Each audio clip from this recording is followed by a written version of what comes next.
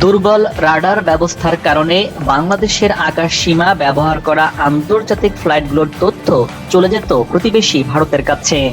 কয়েক যুগ পর হলেও অবশেষে নতুন রাডার স্থাপনের ফলে বদলে গেছে অনেক হিসাব নিকাশ। এবার ভারত নয়, বরং বাংলাদেশই ভারত থেকে আয় করবে।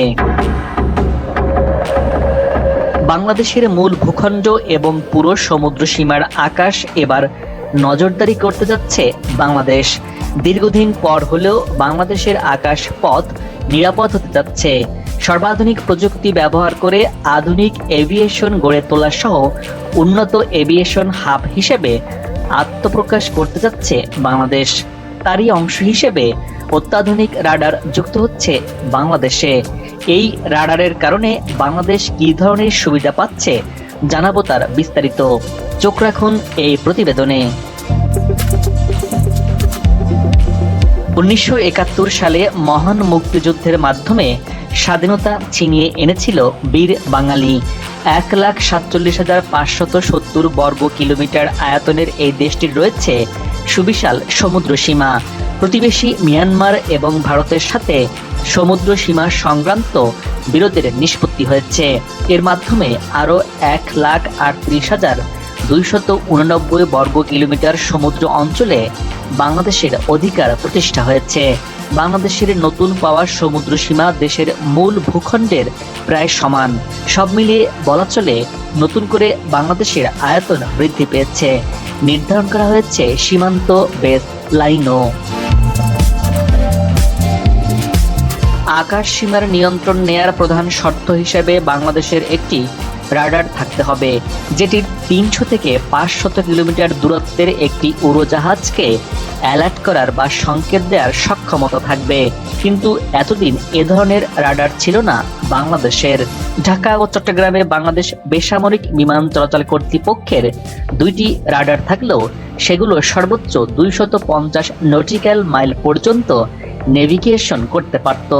তাও আবার এই রাডার বা নেভিগেশন ব্যবস্থাটি প্রায় 43 বছরের পুরানো। সেই রাডার সিস্টেমটি ঠিকমতো কাজ করত না। বেবিচকের সূত্র মতে হযরত শাহজালাল আন্তর্জাতিক বিমানবন্দরে 1980 সালে যে রাডার বসানো হয়েছিল সেটি বদলানোর উদ্যোগ নেওয়া হয় 2005 সালে। এরপর 2012 সালে একটি কোম্পানি পাবলিক প্রাইভেট পার্টনারশিপের আওতায় রাডার স্থাপনে 330 কোটি টাকার প্রাথমিক প্রস্তাব দেয়। 2013 সালের সেপ্টেম্বরে অর্থনৈতিক বিষয়ক সংক্রান্ত মন্ত্রিসভা কমিটি পিপিপিতে প্রকল্পটি বাস্তবায়নের অনুমোদন দেয়। এরপর 2021 সালের 8 জুন ক্রয় সংক্রান্ত মন্ত্রিসভা কমিটি প্রকল্পটি অনুমোদন করে। প্রকল্পের ব্যয় ধরা হয় প্রায় 730 কোটি টাকা। এই ব্যয় বেবিচকের নিজস্ব তহবিল থেকে বহন করা হয়। প্রকল্প বাস্তবায়নে ফ্রান্সের কোম্পানি থালেসের সঙ্গে 2021 সালের অক্টোবরে চুক্তি করে বেবিচক। চুক্তি অনুযায়ী পরবর্তী 3 বছরের মধ্যে রাডার স্থাপনের কাজ শেষ করতে হবে। অত্যাধুনিক এই রাডার পরিচালনার জন্য বেবিচক কর্মকর্তাদের থালেসের মাধ্যমে প্রশিক্ষণের ব্যবস্থা করা হয়েছে। আর এর মাধ্যমে নতুন যুগে প্রবেশ করেছে বাংলাদেশ। বাংলাদেশ থেকে বঙ্গোপসাগরের ওপর দিয়ে দক্ষিণ সুন্দরবন ধরে আকাশ পথে উড্ডয়নের আন্তর্জাতিক রুটের একটি অংশ কলকাতা FIR 507 দ্বারা নিয়ন্ত্রিত। আর এতদিন সেন্ট মার্টিনের একটি অংশ ও পার্বত্য চট্টগ্রাম পড়েছে ইয়াঙ্গুন FIR এর অধীনে নিয়ন্ত্রিত হতো। FIR হচ্ছে উড়োজাহাজ চলাচলের ক্ষেত্রে আকাশ পথের একটি বিশেষায়িত এলাকা। এর মাধ্যমে ফ্লাইট চলাচলের তথ্য ও সতর্কবার্তা দেয়া হয়। প্রতিবেশী ভারতের 3টি FIR আছে, মিয়ানমারের রয়েছে 2টি, আর বাংলাদেশের একটি FIR রয়েছে। আকাশ সীমা একবার ব্যবহারের জন্য ফ্লাইং ওভার চার্জের পরিমাণ প্রায় $500। ভৌগোলিক কারণে আকাশ চলাচলে গুরুত্বপূর্ণ গন্তব্য 57,000 বর্গ মাইলের বাংলাদেশ। প্রতিদিন দেশি বিদেশি এয়ারলাইন্সের কমপক্ষে ৬০০টি ফ্লাইট ব্যবহার করছে বাংলাদেশের আকাশ। ৪ দশক পর দেশের আকাশ সীমায় নজরদারির সক্ষমতা বাড়াতে ঢাকার হযরত শাহজালাল আন্তর্জাতিক বিমানবন্দরে বসেছে নতুন এই রাডার। নতুন এই রাডার পুরোপুরি কাজ শুরু করেছে। এর বাইরে রয়েছে বিমান বাহিনীর নিজস্ব রাডারও। অপরদিকে চট্টগ্রামে আরও একটি রাডার অপারেশনের অপেক্ষায় রয়েছে। সব মিলিয়ে দেশের আকাশ সীমা আগের যে কোনো সময়ের চেয়ে আরও সুসংহত ও নিরাপদ অবস্থায় রয়েছে বলে জানিয়েছে সংশ্লিষ্টরা। বঙ্গোপসাগরের বিস্তীর্ণ এলাকাও চলে এসেছে আধুনিক এই রাডারের আওতায়। সংশ্লিষ্টরা বলছেন, পুরো দেশের আকাশসীমা নজরদারিতে আসায় দেশে অবতরণ না করে যেসব উড়োজাহাজ বাংলাদেশের আকাশ ব্যবহার করে সেগুলো থেকেও ফি আদায় করা যাবে। ফলে দেশ আর্থিকভাবে লাভবান হবে। বেবিচকের তথ্য বলছে, এর আগের রাডার ও নেভিগেশন ব্যবস্থা পুরনো হওয়ার কারণে নজরদারি ওভারফ্লাইং ফি পুরোপুরি আদায় করতে পারছিল না বাংলাদেশ। অথচ একবার আকাশ ব্যবহারের জন্য আন্তর্জাতিক বিমান চলাচল সংস্থার নিয়ম অনুযায়ী অন্য কোনো দেশের উড়োজাহাজ বাংলাদেশের আকাশ সীমা ব্যবহার করলে সংশ্লিষ্ট এয়ারলাইন্স কর্তৃপক্ষের কাছ থেকে ফি নেয়ার বিধান আছে। আকাশ সীমা একবার ব্যবহারের জন্য ফ্লাইং ওভার চার্জ নামের এই ফি এর পরিমাণ $500। বেবিচকের সূত্র মতে, বাংলাদেশের আকাশ সীমায় কখন কোন বিমান ঢুকবে তা পূর্ব নির্ধারিত। এর জন্য ওভারফ্লাইং চার্জ প্রযোজ্য। যদি 1 মিনিটের জন্য কোনো বিমান দেশের আকাশ সীমায় প্রবেশ করে, এজন্য তাদের জানাতে হয় এবং চার্জ প্রযোজ্য হয়। উড়োজাহাজ ট্রাফিক নজরদারি বিষয়ক অ্যাপ ফ্লাইং রেডারের তথ্য বলছে, বর্তমানে বাংলাদেশের আকাশ সীমা ব্যবহার করে প্রতিদিন ভারতের অভ্যন্তরীণ রুটের 90 থেকে 100টি ফ্লাইট চলাচল করছে। এভিয়েশনের ভাষায় একে ওভারফ্লাই বলে। দিন দিন ভারতের ফ্লাইটের সংখ্যা বাড়ছে। মূলত ভারতের কলকাতা, শিলং, মণিপুর, গুয়াহাটি ও আগরতলার ফ্লাইটগুলো বাংলাদেশের আকাশ ব্যবহার করছে। বাংলাদেশের আকাশ ব্যবহার না করলে গন্তব্যে পৌঁছতে তাদের 2 থেকে 3 গুণ অতিরিক্ত সময় লাগত। ভারতের কলকাতা থেকে গ্যাংটক, শিলং এবং আসামের সড়ক পথ ব্যবহার করে গুয়াহাটির দূরত্ব দাঁড়ায় প্রায় 1018 কিলোমিটার। এই পথ পাড়ি দিতে সময় লাগার কথা 2.5 ঘন্টার মতো। বাংলাদেশের আকাশ ব্যবহার করে এই রুটে মাত্র 1.25 ঘন্টা থেকে 1.5 ঘন্টায় গন্তব্যে পৌঁছতে পারছে ভারতীয় উড়োজাহাজ। বাংলাদেশের ওপর দিয়ে যাওয়ায় তাদের আকাশ পথের দূরত্ব দাঁড়াচ্ছে 519 কিলোমিটার।